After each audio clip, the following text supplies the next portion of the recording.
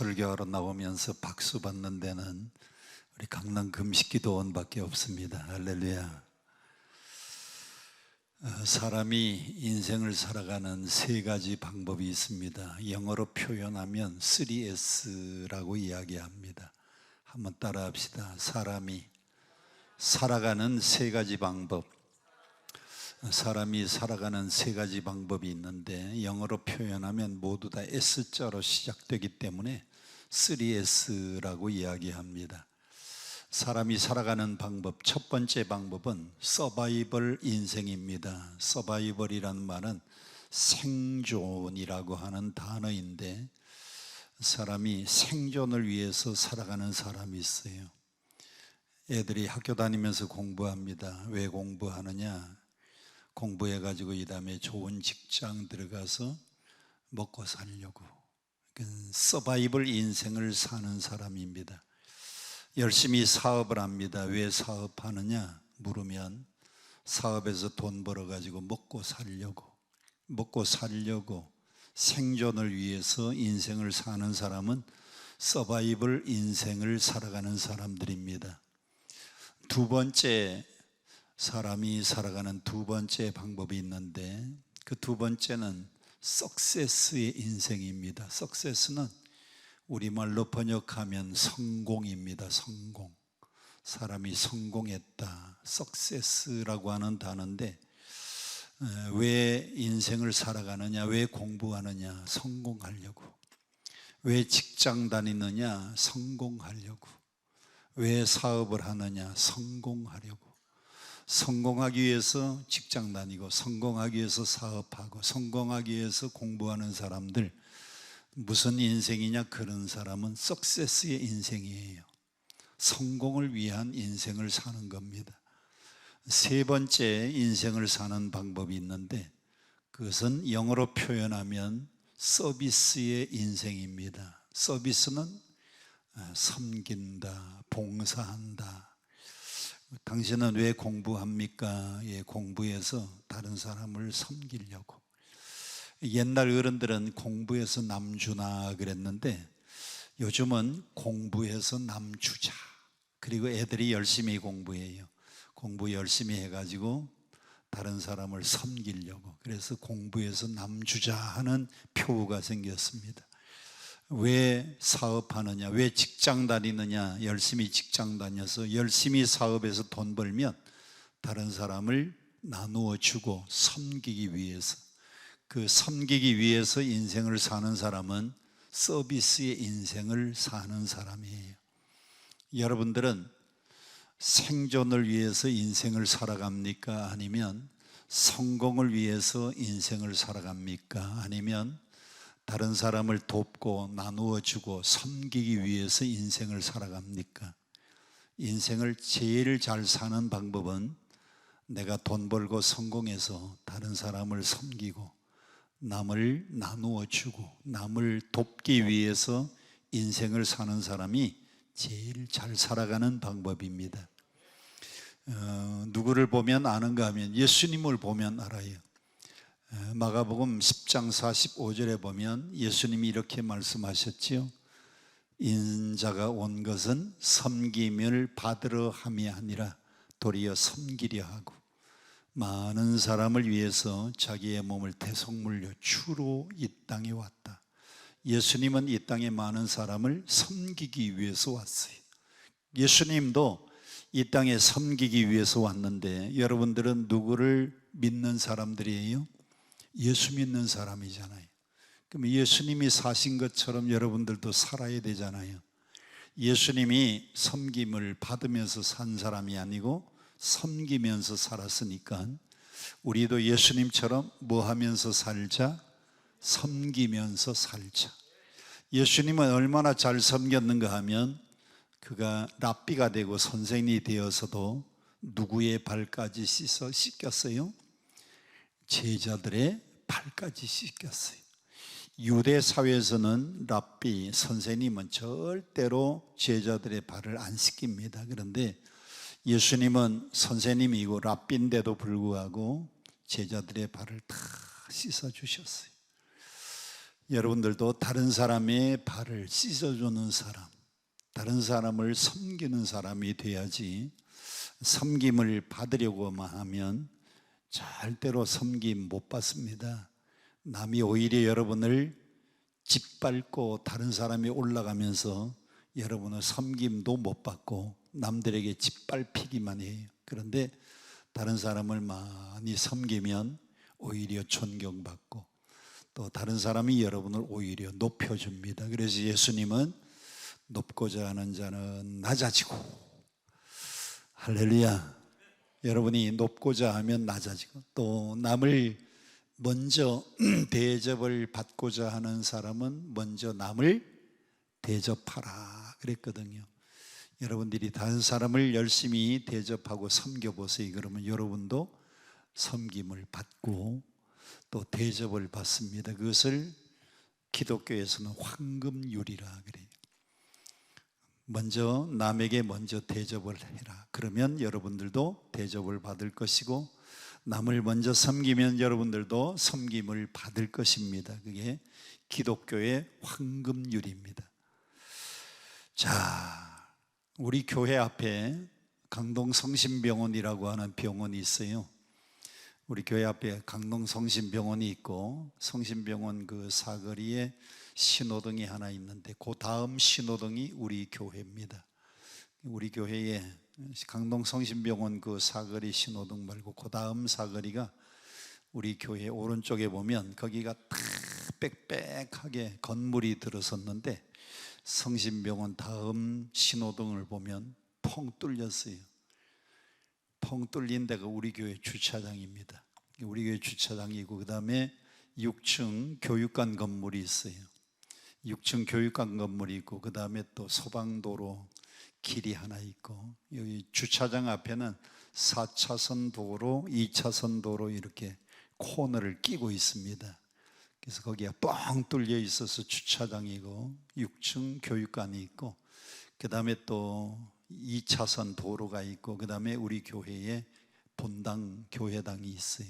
본당은 2층으로 지어지고 밑에 1층 지하가 하나 있고, 그게 이제 우리 교회인데, 이번에 교회를 다 헐고 본당은 본당을 헐고 본당 짓기로 했고, 또 교육관은 교육관 헐고 교육관을 또 지을 텐데 본당을 먼저 짓기로 했어요. 그 앞에 주차장을 왜 이렇게 뻥 뚫어 놨는가 하면 누구든지 와서 편안하게 주차하고 편안하게 차를 대라고. 교회가 어떻게 하면 지역 주민을 섬길 수 있을까, 그래서 거기를 주차장을 개방해 놨어요. 남의 교회라고 아멘도 안 하시네. 이렇게 주차장 이렇게 개방해 놓고 누구든지 자유롭게 주차비 안 내고 세워놓고 가면 편하잖아요. 그거라도 좀 섬기려고 그래서 주차장을 개방해 놨어요. 또 거기 주차장을 이렇게 개방해 놓은 목적이 우리 6층 건물의 1층이 교회 카페입니다. 그러니까 거기가 넓고 4차선 도로, 2차선 도로를 끼고 있으니까 사람들이 교회 카페 많이 들어와요. 거기 차 대놓고 그리고 와서 카페에서 차 마시고 그리고 갑니다. 요즘은 카페 문화가 상당히 발달되어 가지고 우리 한국이 언제부터 그렇게 카페 문화가 발달이 되었는지, 젊은이들이 커피 한 잔 시켜놓고 거기서 공부도 하고, 커피 한 잔 시켜놓고 거기서 또 컴퓨터도 하고, 거기서 또 사람도 만나고, 우리 한국의 문화가 카페 문화가 됐어요. 커피는 하나도 안 나는 나라가 커피 소비량이 얼마나 많은지 모릅니다. 커피는 10도에서 30도 그 사이에서 커피가 나요. 근데 이 커피가 나는 10도에서 북위 10도에서 30도 그 사이에는 거기를 커피 벨트라고 하기도 하지만은 거기가 또 복음의 벨트입니다. 그 10도에서 30도 사이를 쭉 지나가 보면 예수 믿는 나라, 예수 믿는 백성, 예수 믿는 나라 민족, 부족들이 많아요. 거기가 되게 10, 30창인데 또 커피도 그 라인에서 다 납니다. 그래서 우리나라는 커피가 안 나지만 쭉 가면은 베트남이나 그런 나라에서 커피가 많이 나요. 쭉 가서 아프리카에도 가면 그 10도에서 30도 사이에 있는 나라에서 커피가 많이 나고요. 저쪽에 남미 쪽에 가도 거기도 커피가 많이 나고 그렇습니다. 무슨 얘기 하려고 하는가 하면 우리 교회 옆에 병원이 하나 있습니다. 그 병원 앞에 성심병원이니까 성심당이라고 하는 중국집이 하나 있어요. 중국집은 뭐가 제일 맛있어요? 짜장면이 제일 맛있어요. 친구 둘이 와서 저하고 셋이 갔습니다. 그래서 짜장면 둘, 우동 하나 시켰습니다. 그랬더니 우동 하나, 짜장면 둘 여기다가 표시를 해요. 그리고는 주문을 받고 난 다음에 주방에 보고 이렇게 얘기해요. 우짜짜. 우짜짜 그러니까 7분 뒤에 정확하게 우동 하나, 짜장 둘이 나왔습니다. 신기했습니다. 일주일 뒤에 친구 목사님 4분이 와서 저하고 5이 그 집에 다시 갔어요. 이번에는 우동 둘, 짜장 셋을 시켰습니다. 그랬더니 우동 2개, 그 다음에 짜장면 3개 이렇게 표시를 했어요. 그리고 주인이 저 주방을 향해서 이렇게 외칩디다. 우짜, 우짜짜. 7분 뒤에 정확하게 우동 둘, 짜장 셋이 나왔습니다. 우짜, 우짜짜. 그러니까 우동 둘, 짜장 셋이 나왔어요. 일주일 뒤에 제가 우리 교회의 청년들 60명을 데리고 그 교회, 그 짜장면집을 다시 갔습니다. 가가지고 다 다르게 시켰습니다. 우동, 짜장, 그리고는 짬뽕, 그리고는 또 야끼만두, 뭐 거기에 있는 거 전부 하나씩 시켰어요. 그랬더니 주문서에다가 다 하나씩 표현을 다 해놓고 주인이 이번에는 주방을 보고 뭐라고 하는가 나도 궁금했어요. 그랬더니 주인이 이렇게 말합니다. 니도 다 들었지? 오늘 본문이 신명기 8장 1절부터 4절인데 여러분도 다 들었죠? 신명기 8장 1절부터 4절 아마 교회에서 목사님한테 다 들었을 겁니다. 아마 강사님 목사님한테 들었던지 본교회 목사님한테 들었던지 다 들어서 아는 얘기입니다. 그런데 오늘 신명기 8장 1절부터 4절을 중심으로 제목을 인생의 광야라고 정했습니다. 한번 따라 합시다. 인생의 광야. 제가 성지순례를 3번 다녀왔는데 마지막 성지순례를 은퇴하면서 은퇴 기념으로 2019년도에 성지순례를 갔어요. 성지순례를 여러 번 갔기 때문에 이번에는 어디를 일부러 코스에다가 넣어서 갔는가 하면 요르단의 와디람이라고 하는 곳이 있습니다. 요르단 나라의 와디람인데 그 와디람은 한마디로 표현하면 광야입니다. 광야. 끝없는 모래 사막만 있고 가도 끝없는 광야. 가도 모래밭길이에요. 혹시 방송실에 그 사진이 들어가 있는가 모르겠는데요. 가 있으면 한번 보여주시면 좋겠고요. 아마 전달이 안 됐으면은 여러분 상상해 보세요. 쫙 뭐만 펼쳐져 있는가 하면 모래만 펼쳐져 있어요.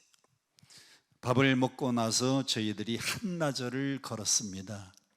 모래밭길을 한나절 걸었는데 그 지역을 요르단에서는 뭐라고 부른다고요? 와디람이라고 부르는 지역입니다. 와디라고 하는 말은 광야라고 하는 말인데 비가 오면 거기에 물이 흘러요. 비가 오면 물이 흐르는데 비가 딱 그치면 그냥 모래밭입니다. 끝없는 모래밭길이에요.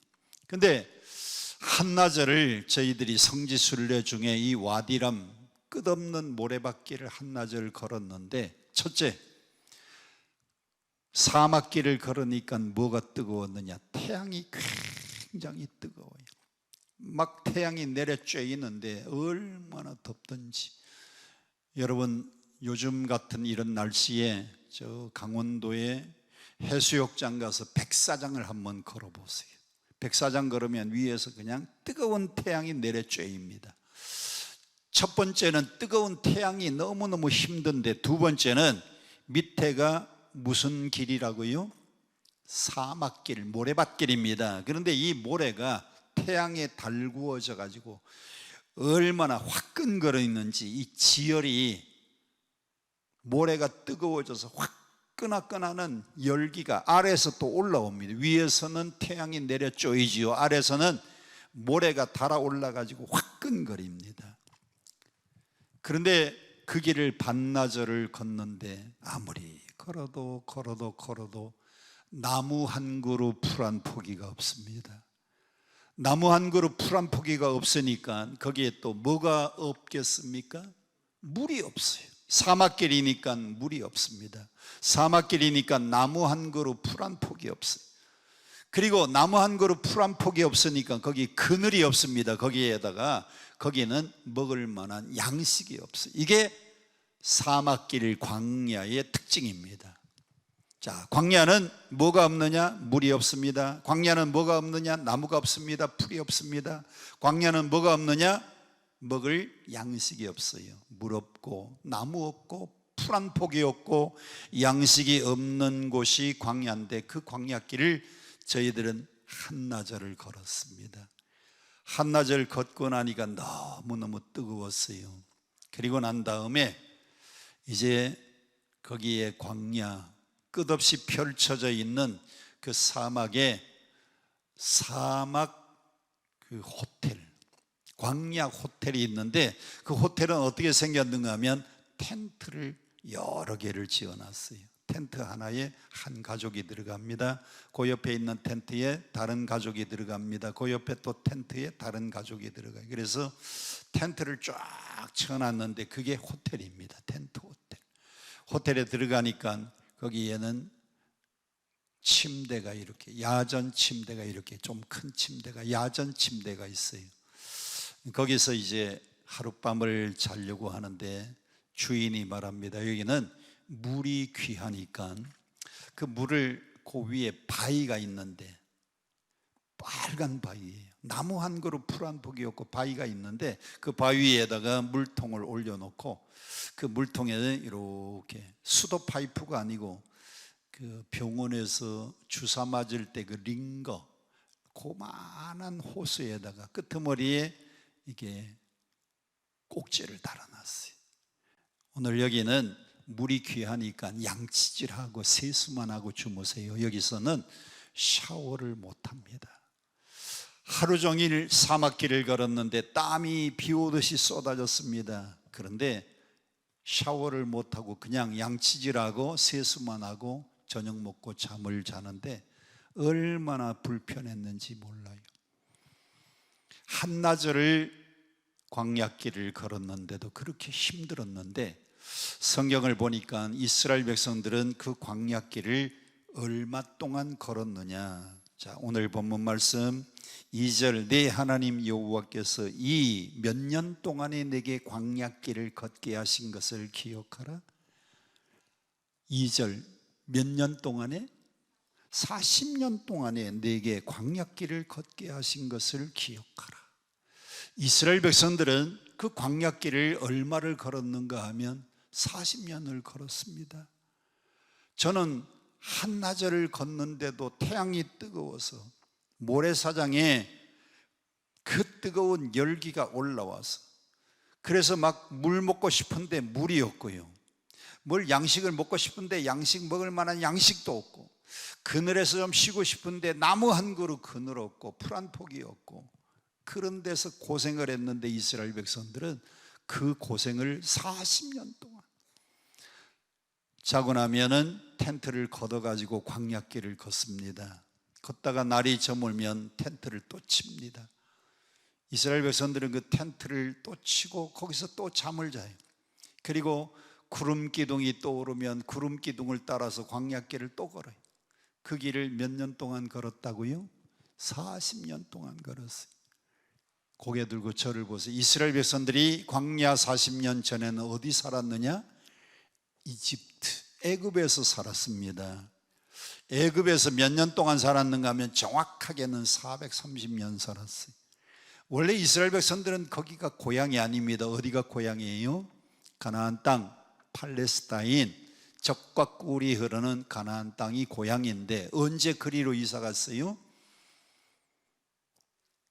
야곱의 아들 요셉이 애굽의 총리가 되었을 때 7년 풍년, 7년 흉년 때에 여기는 흉년이 드니까 먹을 게 없는데 애굽에는 총리가 얼마나 지혜로운지 풍년 때에 창고마다 곡식을 다 쌓아놨다가 흉년 때에 곡식을 다 백성들에게 나누어주고 판다는 소식을 듣고 그래서 곡식 사러 갔다가 잊어버린 줄 알았던 11번째 아들 요셉을 찾았습니다.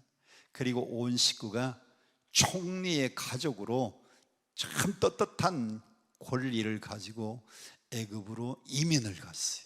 그런데 총리 요셉이 죽고 바로왕도 죽고 요셉을 알지 못하는 새로운 바로왕이 태어난 다음에는 이스라엘 백성들이 하루아침에 총리 가족이 아니고 노예로 전락되고 말았어요. 노예 생활 430년 동안 했는데 얼마나 고통스러운지 하나님 우리를 건져달라고 기도했더니 하나님이 뭘 시켜주셨느냐? 출애굽을 시켜주셨어요. 그 출애굽하는 이야기가 출애굽기, 영어로 엑소더스입니다. 엑소더스는 탈출이라는 뜻이에요. 탈출, 애굽을 탈출. 그러면 애굽을 탈출해서 출애굽했으면 곧바로 가나안 가야 되는데 여기서 가나안 가는 기간은 일주일이면 갈 수 있는데 하나님이 이스라엘 백성들을 출애굽시킨 다음에 오늘 2절에 보니까 여호와께서 이 몇 년 동안 40년 동안 내게 광야길을 걷게 하신 것을 기억하라. 일주일이면 갈 수 있는 가나안 땅을 이스라엘 백성들이 이 광야길, 사막입니다. 먹고 나면 사막길을 걷고 그리고 또 뺑뺑이를 돌아서 또 걷고 아멘 할 때까지 뺑뺑이 돌아서 또 사막길 또 걷고 또 사막길을 걷고 1년 지나고 2년 지나고 3년 지나고 4년 지나고 10년 지나고 20년 지나고 아멘 할 때까지 30년 지나고 그 길을 몇 년을 걸었어요? 40년 걷고 난 다음에 요단강 건너서 가나안 땅에 들어갔거든요.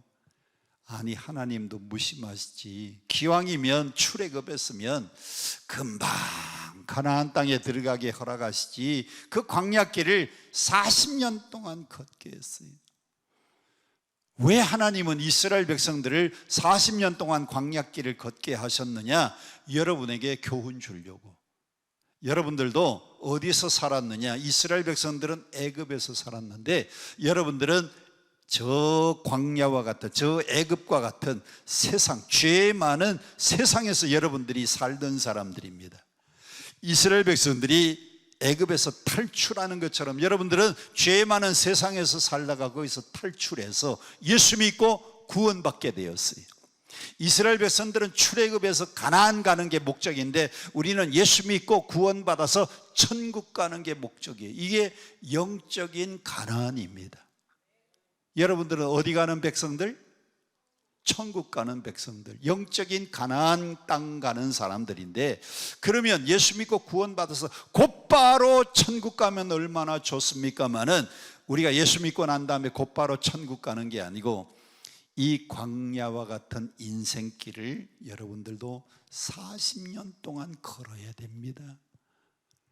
우리가 인생 사는 게 광야길을 걷는 거예요. 얼마 동안? 40년 동안. 40년 동안 광야길을 걷는데 끝없이 사막길입니다. 나무 한 그루, 풀 한 폭이 없습니다. 물 없습니다. 양식 없습니다. 그래서 양식 없을 때 하나님이 이 광야길에서 뭘 주셨어요? 하늘에서 먹을 수 있는 거 뭐 주셨어요? 만나를 주셨어요. 이 광야길은 물이 없습니다. 하나님이 뭘 통해서 물을 주셨느냐? 모세가 지팡이를 가지고 반석을 탁 치면은 어디에서 물이 터져 나왔어요? 반석에서 물이 터져 나왔어요. 그래서 물을 먹었어요. 또 한 번은 마라 땅에 갔더니 물이 있기는 있는데 시커멓고 써서 못 먹겠습니다. 고고학자들이 말하기를 그게 석유라는 겁니다. 중동 땅에 사막길의 석유라는 거예요. 그런데 물이 써서 못 먹을 때에 하나님이 모세에게 가르쳐 줍니다. 모세야, 나무가지를 꺾어가지고 그 쓴 물에다가 던져라. 그랬더니 쓴 물이 뭘로 변했어요? 단물로 변했어요. 그 나뭇가지는 예수님의 십자가를 상징합니다. 그 쓴 물이 단물로 변해서 이스라엘 백성들이 마라 땅에서 그 물 문제를 해결했습니다. 여러분의 인생길 가운데 물이 없을 때 그 나뭇가지 되시는 예수님의 십자가를 의지해서 문제 해결을 받으시기를 축원합니다. 또 이스라엘 백성들이 신광야의 르비딤에 이르렀을 때 물이 또 떨어졌어요. 하나님, 이곳에 물이 없습니다. 그랬더니 너희들 뒤에 바위가 쫓아오고 있지 않느냐. 너희 뒤에 바위가 쫓아오고 있는데 그 바위를 가르치라 그랬는데 모세가요, 화가 나니까 지팡이 가지고 모세가 바위를 가르치면 물이 터질 텐데 얼마나 화가 나는지 지팡이 가지고 반석을 2번이나 내리칩니다. 내리쳤더니 바위가 터져서 생수가 솟는데 하나님은 이렇게 말씀합니다. 모세야, 너 왜 이렇게 혈기를 부리느냐? 너 이렇게 왜 화가 나서 반석을 2번이나 내리쳤느냐? 너는 가나안 땅을 바라는 보고 들어가지는 못할 것이다. 그게 광야에서 물 문제 해결할 때예요. 자, 이 광야에서 물 문제를 성경은 뭐라고 하는가? 우리 고린도전서 10장을 잠깐만 보시고 그 다음 말씀을 이어가겠습니다. 고린도전서 10장 1절부터 보겠습니다. 고린도전서 10장 찾으신 분들만 아멘 하시고요. 고린도전서 10장 찾았습니까? 1절 다 같이 시작. 형제들아, 나는 너희가 알지 못하기를 원하지 아니. 아유, 성경을 뭐 이렇게 썼습니까? 알지 못하기를 원치 않는다, 이 말은 알기를 원한다. 제가 성경 썼으면 형제들아 너희가 알기를 원한다 그러면 될 텐데 알지 못하기를 원치 아니한다. 요즘 뉴스 보세요. 양평 서울 고속도로 백지화를 백지화하라, 백지화한 걸 백지화하라 그러잖아요.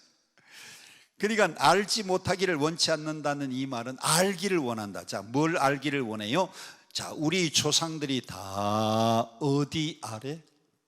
구름 아래. 그 다음에 어디 가운데로? 바다 가운데. 이스라엘 백성들이요, 출애굽에서 구름 아래 바다 가운데를 건넜습니다. 이스라엘 백성들이 출애굽에서 제일 먼저 건넌 바다가 무슨 바다? 홍해바다 건넜잖아요. 이스라엘 백성들이 홍해바다 건넌 게 뭐냐? 여러분들이 세상을 탈출해서 예수 믿고 구원받아서 여러분들이 예수 믿고 난 다음에 첫 번째 세례받은 것, 이스라엘 백성들이 홍해바다 건넌 것이 우리가 예수 믿고 구원받아서 세례받은 걸 의미합니다. 자, 바다 가운데로 지나며 2절 모세에게 속하여 다 구름과 바다에서 뭘 받고? 그게 세례라 그랬잖아요. 홍해바다 건넌 사건이 세례입니다. 자, 그 다음에 세례받고 난 다음에는 3절 여러분들이 세례받은 사람들만 교회에서 목사님이 성만찬할 때 말합니다. 자, 세례받은 사람들만 참석하세요. 그리고 제일 먼저 뭘 줘요? 떡을 먼저 줍니다. 잔 먼저 아닙니다. 떡을 먼저 줍니다. 자, 떡을 받으세요. 그 다음에 떡 받은 사람은 그 다음에 뭘 받으세요? 잔을 받으세요. 그러면 3절 보세요. 세례 받고 나면은 그 다음에는 다 같은 뭘 먹는다? 이스라엘 백성들은 홍해바다 건넌 다음에 뭘 먹었느냐? 하늘에서 내려온 만나, 그게 성만찬의 떡입니다. 그리고 하늘에서 내려온 만나 먹고 난 다음에 물이 없을 때는 반석을 통하여 생수를 주셨는데 그게 성만찬의 잔입니다. 이스라엘 백성들은 홍해바다 건너고 난 다음에 신령한 음식 만나 먹었고 신령한 음료를 받아 먹었는데 우리는 세례받고 난 다음에 성만찬에 참석해서 떡을 받고 그리고 잔을 받는 겁니다. 그 다음에 4절 다 같이 시작. 다 같은 신령한 음식 만나 먹은 다음에는 다 같은 신령한 물을 마셨다는 겁니다. 이는 그들을 뭐하는 반석? 그들을 뭐하는 반석? 따르는, 뒤에서 반석이 따라왔습니다. 이스라엘 백성들이 물이 없는 사막길을 갈 때 이 반석이 뒤에서 따라왔어요. 너희를 따르는 신령한 반석으로부터 마셨는데 그 반석은 누구다?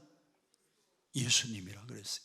여러분, 우리가 떡을 먹고 잔을 받아 마셨는데 떡은 누구의 살을 상징합니까? 예수님의 살. 그 다음에 잔은 누구의 피를 상징합니까? 그게 너희를 따르는 신령한 반석인데 예수님은 반석 되시는 분이거든요. 그분이 예수 그리스도라 그랬어요. 이스라엘 백성들은요, 물이 없을 때 바위를 모세가 화가 나서 탕탕 내리쳤는데 그들을 뒤따라왔어요. 바위가 뒤따라왔어요. 예수님이 여러분을 뒤따라다니면서 필요할 때마다 우리 주님이 공급해 주실 줄 믿습니다. 자, 그러면 이제 오늘 신명기 8장으로 다시 돌아가서, 왜 하나님은 이스라엘 백성들을 출애굽시켰으면 가나안 땅 곧바로 보내시지 왜 광야 40년을 살게 했는가? 광야 40년 동안에 세 가지 훈련, 한번 따라합시다. 세 가지 훈련. 첫 번째 훈련이 무슨 훈련이냐? 광야는 내 힘으로 살 수 없는 곳이 광야입니다. 제가 광야길 한나절을 걸어보니까 거기는 내 지식, 내 능력, 내 인생의 경험 가지고는 못 사는 데예요. 광야는 하나님의 은혜로 사는 곳이 광야입니다. 이스라엘 백성들이 광야길을 40년을 걸은 이유는 하나님이 너희 힘으로 거기는 살 수 있는 곳이 아니다. 거기는 하나님의 은혜로 사는 곳이다. 하나님이 만나를 내려주시니 먹었습니다. 그것도 하나님의 은혜예요. 물이 없을 때 반석을 통하여 시원한 생수를 받아 마셨습니다. 그것도 하나님의 은혜. 하나님이 은혜를 안 베풀어 주시면 만나가 어디 있습니까? 광야에 만나가 어디 있어요? 하나님이 은혜를 안 베풀어 주시면 고기가 먹고 싶을 때 메추라기가 어디 있습니까? 메추라기는 이게 새입니다. 새. 그 메추라기가 낳은 그 메추리 알이 여러분들이 저기 음식점에 가면 점이 있어가지고 계란보다는 좀 작고 이게 점이 있는 알 있잖아요. 그 메추라기 알, 메추리 알, 그 알을 낳는 새. 그게 저녁이 되면 이렇게 날다가 힘이 없어서 진가에 푸득푸득 떨어지는 거예요. 그러면 그걸 잡아다가 구워 먹었는데 우리가 어렸을 때는 제가 중학교 다닐 때만 해도 우리 집이 고려대학교 옆에 있었습니다. 그래서 고대 옆에 안암동에서 제가 성동중학교를 다녔는데, 성동중학교는 요즘 어딘가 하면 신당동, 행당동 떡볶이 유명한 데가 있어요. 거기가 중학교인데 걸어서 제가 한 40분 걸어서 학교를 다녔는데, 이제 청계천을 지나고 나면 쭉 길이 있는데 양쪽으로 참새구이집, 포장마차에 참새구이, 참새를 잡아가지고 구워가지고 참새구이를 파는 집들이 쫙 있었어요. 메추라기를 잡아다가 그걸 구워 먹으면 그게 그렇게 맛있는 거예요. 참새구이 뒷다리 제가 먹어봤는데 맛있어요. 고기가 먹고 싶으니까. 근데 그 새가 왜 하필이면 그 넓은 광야에 이스라엘 백성들이 진을 치고 잠을 자는데 그 진가에 왜 툭툭툭툭 떨어집니까? 저녁이면 메추라기가 떨어져서 구워서 고기를 먹었고, 아침에는 이슬과 함께 만나가 내리니까 그 만나를 먹고 살았어요. 이게 하나님의 은혜, 하나님의 은혜. 자, 그러면 우리도 광야와 같은 이 세상을 살고 있는데 여러분들이 지금 하루하루 살아가는 게 누구의 은혜로 사는 것이다? 하나님의 은혜로 사는 겁니다. 이 광야에서는 하나님의 은혜로 사는 것을 우리에게 가르쳐 주기 위해서, 하나님이 그 교훈을 주시기 위하여 여러분과 제가 지금 광야와 같은 인생을 살고 있는 거예요. 하나님은 모든 사람을 광야를 다 지나게 만듭니다. 예수님도 광야 생활을 했습니다. 얼마나? 마태복음 4장 1절 2절에 보면 예수께서 성령에게 이끌려 마귀에게 시험을 받으러 광야로 가사, 마태복음 4장 1절 어디로 가사? 광야로 가사. 2절 40일을 밤낮으로 금식하여 줄이신지라. 40일을 금식하고, 그때 예수님이 광야에서 40일을 예수님이 살아갔어요. 끝없는 사막길, 끝없는 바위하고 사막 모래만 있고요, 나무 한 그루 없고 풀 한 포기 없고 물 없는 그 광야에서 예수님이 40일을 사셨다니까요. 예수님이 40일을 광야에서 사실 때에 오직 하나님의 말씀을 의지해서 살았기 때문에 그 40일 광야에서 금식기도 잘 마치고, 3가지 시험 받을 때에 사단아 물러가라, 사람이 떡으로만 살 게 아니요 하나님의 입에서 나오는 말씀으로 산다. 예수님도 광야에서 승리를 하셨습니다. 모세? 하나님이 모세를 왜 썼습니까? 모세가 사람 때려 죽이고 난 다음에 어디로 갔느냐? 저 미디안 광야에 가서 40년을 살았습니다. 고개 들고 저를 보세요.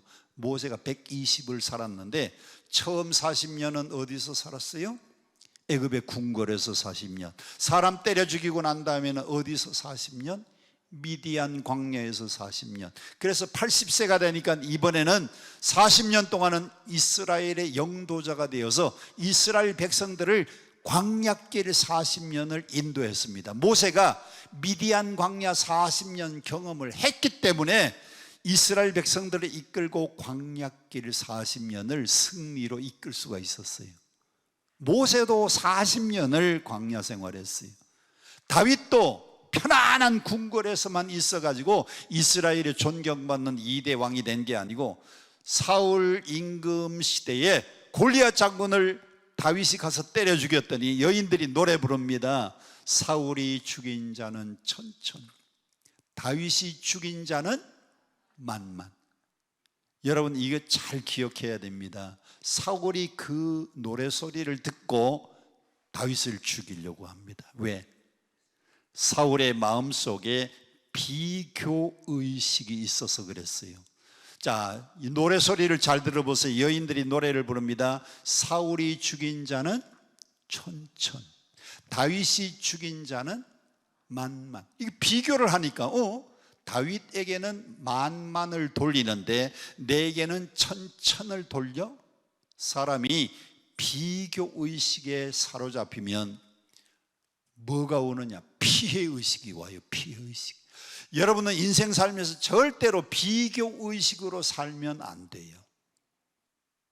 사람이 비교의식으로 살면 똑같이 고등학교 졸업하고 똑같이 대학을 졸업했는데 우리 집은 30평인데 친구 집은 48평이네. 비교하면 무슨 의식이 오느냐? 피해의식이 와요. 똑같이 고등학교를 같이 다녔는데 내가 쟤보다는 공부를 잘했는데 우리 신랑은 300만 원밖에 못 받는데 쟤는 학교 다닐 때 놀기만 했는데 저 신랑은 한 달에 1000만 원씩 받아. 비교하면은 내가 피해의식이 생깁니다. 여러분은 절대로 비교의식 가지고 살면 안 됩니다. 비교의식은 누가 주는 마음이냐? 사단이 주는 마음, 마귀가 주는 마음이고, 우리는 무슨 의식으로 살아야 되느냐?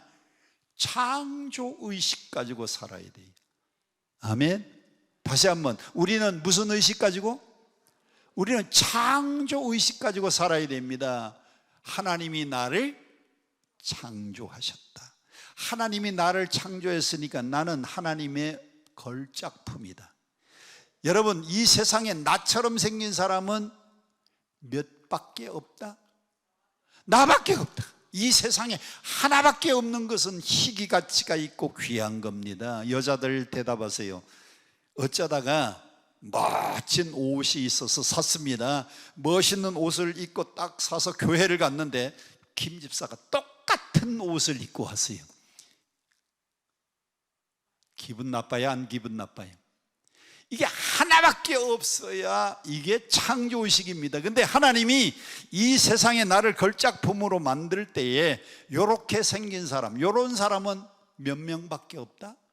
나밖에 없다. 그러니까 하나님이 창조했으니까 여러분들은 창조의식 가지고 살아야 돼요.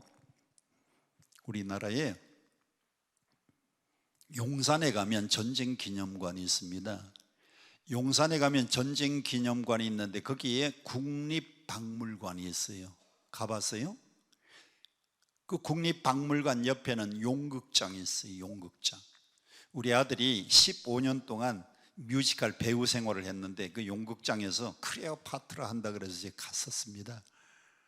크레오파트라 한다 그래서 갔더니 첫 장면에 로마의 전차가 나오고 로마 전차를 탄 거기에 왕, 장군이 나오는 겁니다. 장군.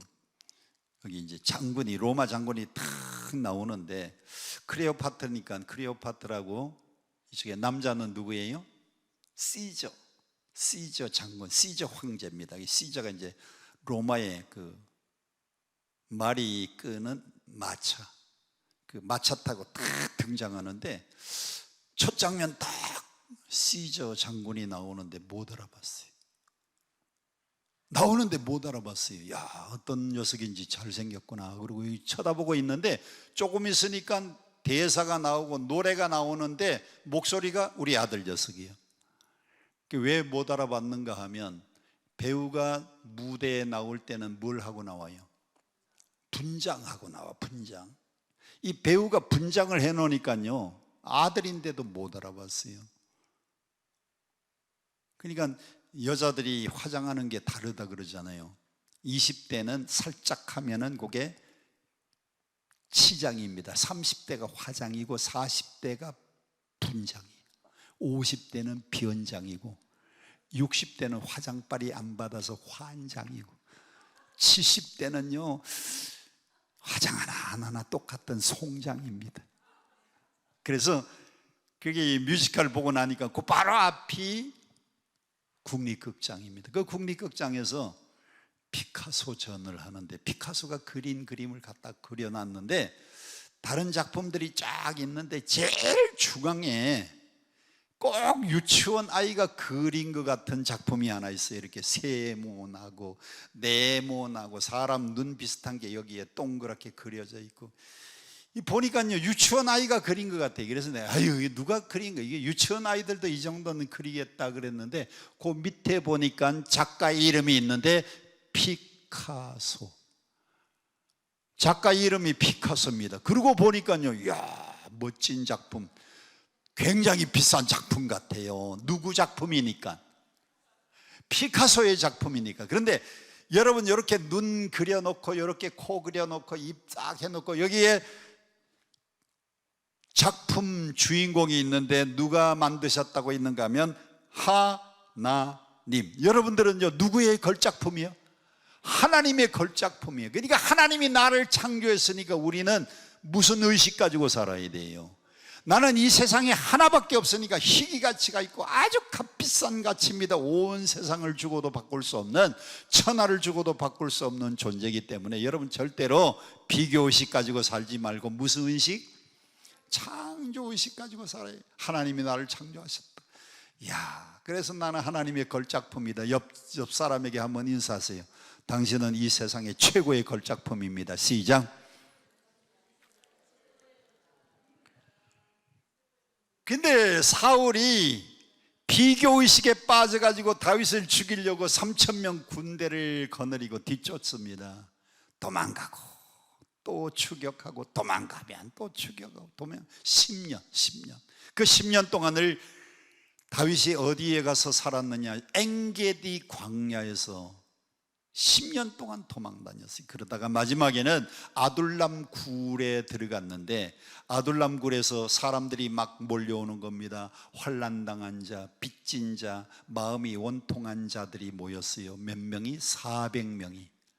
마음이 원통한 자, 빚진 자, 환난당한 사람들이 400명. 다윗이 아둘람 굴에 숨어 있다는 소식을 듣고 400명이 왔는데 그때부터 도망 안 갔습니다. 왜? 이 400명이 든든한 후원군이 되어가지고 사울 임금이 쫓아오는 군대도 이길 수 있는 단단한 군사를 거느리게 되었어요. 그리고는 새 나라를 건설하게 되었습니다. 다윗이 광야 생활을 10년을 했어요. 10년. 엔게디 광야에서 10년을. 다윗 같은 사람도 광야 생활했고, 모세 같은 사람도 광야 생활했고, 우리 예수님도 광야 생활을 했는데, 여러분 바울도 다메섹에서 꼬꾸러지고 난 다음에 예루살렘으로 올라간 게 아니고 갈라디아서 1장에 보면 그가 아라비아 광야에 가서 3년 동안 생활합니다. 바울이 갈라디아서 1장 17절에 나보다 먼저 된 사도 된 사람들을 만나려고 예루살렘으로 가지 않고 아라비아로 가서 3년 만에 게바를 방문하기 위해서 예루살렘으로 올라왔다. 아라비아 광야에 사울이 3년 동안, 그래서 바울이 3년 광야 생활을 했어요. 한번 따라 합시다. 예수님도, 모세도, 다윗도, 그리고 사도 바울도 다 광야 생활을 거치고 난 다음에 훌륭한 인물로 쓰임을 받았는데, 여러분들도 왜 하나님 나를 이렇게 광야길을 걷게 하십니까? 광야길을 걸으니까 물이 없잖아요. 광야길을 걸으니까 뜨겁잖아요. 광야길을 걸으니까 나무 한 그릇 풀 한 폭이 없고 양식이 없잖아요. 하나님 왜 이렇게 가난하게 양식 없게 합니까? 왜 하나님 이렇게 힘들게 합니까? 하나님 왜 이렇게 병들어서 어렵게 살게 만듭니까? 그 이유가 있습니다. 광야는 내 힘으로 사는 게 아니고 누구의 은혜로 산다? 하나님의 은혜로 산다. 믿으시면 아멘. 여러분, 하나님이요 오늘도 여러분을 하나님의 은혜로 이끌고 계시고, 그걸 깨닫고 그것을 교훈받으라고 이 광야길을 걷도록 만들어 주셨습니다. 이스라엘 백성들은 광야길을 사십니다. 우리는 광야와 같은 인생길을 지금 걷고 있어요. 지금은 은혜로 사는 겁니다. 은혜. 손경민 씨가 작곡한 노래 불렀던 은혜, 아시는 분은 따라서 부르세요. 내가 누려왔던 모든 것들이, 내가 지나왔던 모든 시간이, 내가 걸어왔던 모든 순간이 당연한 것 아니라 은혜였소. 아침 해가 뜨고 저녁의 노을, 봄의 꽃향기와 가을의 열매, 변하는 계절의 모든 순간이 당연한 것 아니라 은혜였소. 그냥 치면 내가 따라갑니다. 모든 크게 누르세요. 은혜, 은혜, 은혜, 한없는 은혜. 내 삶에 당연한 것 하나도 없었던 것을, 모든 것이 은혜, 은혜였소. 이 세상의 모든 게 다 뭐라고요? 은혜예요. 우리 반주자가 먼저 막 치면 제가 금방 따라가니까, 아니면 내가 부를 때 나를 따라오든지, 근데 나 따라오는 것보다 내가 따라가는 게 더 빨라요. 2절, 내가 이 땅에 태어나 사는 것, 어린아이 시절과 지금까지 숨을 쉬며 숨을 꾸는 삶, 당연한 것 아니라 은혜였어. 당연한 것 아니라 은혜였소. 내가 하나님의 자녀로 살며, 내가 하나님의 자녀로 살며, 오늘 찬양하고 예배하는 사, 오늘 찬양하고 예배하는 사, 복음을 전할 수 있는 축복이, 복을 전 수 있는 축복이 당연한 것 아니라, 당연한 것 아니라 은혜였어. 후렴 모든 것이, 모든 것이 은혜, 은혜, 은혜, 한없는 은혜. 내 삶에 당연한 것 하나도 없었던 것을 모든 것이 은혜였소. 아멘. 하나님이 여러분을 왜 이렇게 광야를 걷게 하시느냐? 하나님 질병의 광야 걷습니다. 물질이 어려워서 물질의 어려운 시련의 광야를 걷습니다. 하나님 인생길 힘들고 어려운 광야길을 걷습니다. 왜 광야길을 걷게 하시는가 하면 우리 인생은 내 힘으로 사는 게 아니다. 하나님의 은혜로 사는 것이다. 지금 일찌감치 이 사실을 깨닫는 사람은 남은 여생 동안 하나님의 은혜로 잘 살 겁니다. 그런데 끝까지 이 광야길을 걸으면서도 내 능력, 내 지식, 내 경험, 내 학식, 내가 가지고 있는 내 재산, 내 힘 가지고 살려고 하는 사람은요 절대로 광야에서 살 수가 없어요. 하나님의 은혜로 살아가시기를 바랍니다. 두 번째는 왜 하나님이 우리를 이렇게 광야길을 걷게 하시느냐? 3절 함께 봉독합니다. 3절 다 같이 시작. 너를 낮추시며 너를 줄이게 하시며 또 너도 알지 못하면 내 조상들도 알지 못하는 만나를 내게 먹이신 것은 사람이 떡으로만 사는 것이 아니요 여호와 입에서 나오는 모든 말씀으로 사는 줄을 내가 알게 하려 하심이라. 여러분 이 광야길은요 하나님이 떡으로 사는 게 아니고 하나님의 말씀으로 사는 줄을 내가 알게 하기 위해서 이 광야길을 걷게 하신다 그랬어요. 여러분도 떡으로 사는 게 아닙니다. 하나님의 말씀으로 삽니다. 에이 목사님 그래도 떡이 있어야지, 그래도 또 돈이 있어야지요. 여러분 돈 그러지 마세요. 돈은 돌고 도는 게 돈입니다. 내 주머니에 있다가 저 사람 주머니에, 내 핸드백에 있다가 저 사람 핸드백에. 돈은 돌고 돌아요. 그래서 돈이라 그래요. 돈. 어떤 사람이 기도 제목이 있었습니다. 그런데 하나님이 한 가지는 들어주시는데 두 가지는 안 된답니다. 그런데 이 사람은 돈도 좀 있어야 되고 돈이 있어야 또 여자를 만나서 결혼을 해야 되고, 하나님 나는 기도 제목이 두 개인데요 돈도 있어야 되고요 여자도 있어야 됩니다. 그랬더니 하나님이 한 가지는 들어준대. 한 가지만 구해라. 한 가지만. 아니에요, 나는 두 가지입니다. 나는 돈도 있어야 되고 나는 여자를 만나서 결혼도 해야 됩니다. 나는 두 가지입니다. 이거 다 들어달라 그러니까 하나님이 들어주셨는데 돈 여자하고 결혼을 하게 되었대요. 돈 여자, 돌아버린 여자, 돈 여자. 이 얘기는 웃으시라고 말씀을 드렸는데 이런 얘기를 듣고도 안 웃는 사람들은 정신과 병원에 한번 가봐야 돼요. 사람이 떡으로만 사는 게 아니고 하나님의 말씀으로 사는 걸 네가 알게 하기 위하여 이 광야길을 하나님이 걷게 하셨다는 겁니다. 그래서 우리가 광야길을 걸어갈 때는요 하나님의 입에서 나오는 말씀, 그러기 위해서는 주님 바라보고 살아야 됩니다. 주님 바라보고.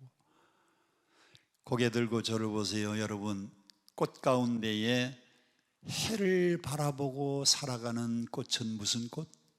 해바라기인데 우리는 주님을 바라보고 사는 백성들이니까 우리는 주바라기들이. 주바라기. 여러분은 한평생 동안 주님만 바라보세요. 자 보세요. 이스라엘 백성들이 광야 40년 동안 먹을 게 없습니다. 먹을 게 없으니까 농사 지었습니까? 농사 지어서 떡을 구했어요? 아니에요.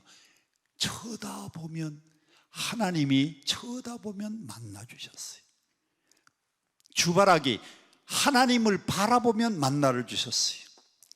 그 다음에 고기가 먹고 싶을 때에 이스라엘 백성들이 가축을 키우고 이스라엘 백성들이 양봉을 하고 양계를 했습니까? 그냥 쳐다보면 하나님이 고기 먹고 싶을 때는 메추라기를 주셨어요. 물이 없을 때 이스라엘 백성들이 우물 팠습니까? 광야에서 우물 파도 물 안 나옵니다. 대한민국은 축복의 땅입니다. 대한민국은 아무데나 파면 물이 나와요. 조금 파서 안 나오면 더 깊이 파면 다 나와요. 그런데 이스라엘은요 물이 귀합니다. 얼마나 물이 귀한지. 그런데 하나님만 바라보면 하나님이 바라보면 만나 주시고, 바라보면 매출하게 주시고, 바라보면 물을 주시고, 필요한 것을 하나님이 다 주셨어요. 여러분들도 이 광야와 같은 인생길, 여러분이 만나 구하려고, 거기 농사 안 되는 땅입니다. 여기서 가축을 먹고 싶어도 여기는 키워지지 않는 곳입니다. 주님 바라봐야 하나님이 먹을 것도 주시고 마실 것도 주시고 하나님이 해결해 주셨어요. 그래서 우리도 하나님 바라보는, 주님만 바라보고 남은 인생 살기로 결심되는 분들만 아멘. 정말 그렇게 결심되세요? 결심할 수 있어요? 세 번째는 순종의 훈련입니다. 순종의 훈련. 순종의 훈련인데 성경 4절 함께 보겠습니다. 4절 시작. 이 40년 동안에 내 뭐가 헤어지지 않고 의복, 또 뭐가 부르트지 않았어요? 발. 40년 동안 이스라엘 백성들이 단벌 옷 입고 출애굽해서 단벌 신발 신고 걷는데 신발이 부르트지 않고 발이 부르트지 않고 의복이 헤어지지 않고 40년 동안 그 광야를 무사하게 지냈어요. 그런데 하나님이 약속했습니다. 자, 내가 만나를 줄 텐데, 출애굽기 16장 19절인데 그것을 아침까지 남겨두지 말아라. 이스라엘 백성들이 이슬과 함께 만나를 씁니다. 만나를 쓰는데 만나는 며칠분만 쓰르라 그랬어요? 하루분입니다. 하루분. 여러분이 주기도문 할 때에 하나님 우리에게 일주일 양식을 주옵시고입니까? 우리에게 일용할 양식을 주시옵고입니까? 일용할 양식입니다. 이스라엘 백성들에게 만나를 쓸 때는 그날 하루치 양식을 쓰르라 그랬어요. 그런데 욕심이 많은 사람들이요, 잔뜩 쓸어다가 먹고 남는 걸 쌓아두었습니다. 하나님은 아침까지 그것을 남겨두지 말아라. 출애굽기 16장 19절인데 이스라엘 백성들이 먹고 난 다음에 잔뜩 쌓아두었습니다. 그런데 20절 보세요. 출애굽기 16장 20절에 보면 그들이 모세에게 순종하지 아니하고 덜어는 아침까지 두었더니 첫째, 벌레가 생기고 그건 구더기입니다. 두 번째, 냄새가 났다. 냄새가 난 것은 썩은 겁니다. 썩어서 구더기가 생기고 썩어서 그냥, 요즘 같은 계절에 아마 여러분은 잘 이해가 될 겁니다. 요즘 같은 이 계절에 집에서 음식물 이렇게 이제 먹다가 남은 거 딱 이렇게 한 군데 쌓아놔 보세요. 하룻밤 지나면은 상해가지고 냄새 납니다. 이틀만 지나면 와, 코를 찌릅니다. 음식 그거 한 일주일만 거기에 여러분 부엌에다가 싱크대 위에다가 그대로 둬보세요. 그냥 거기에 벌레가 생겨가지고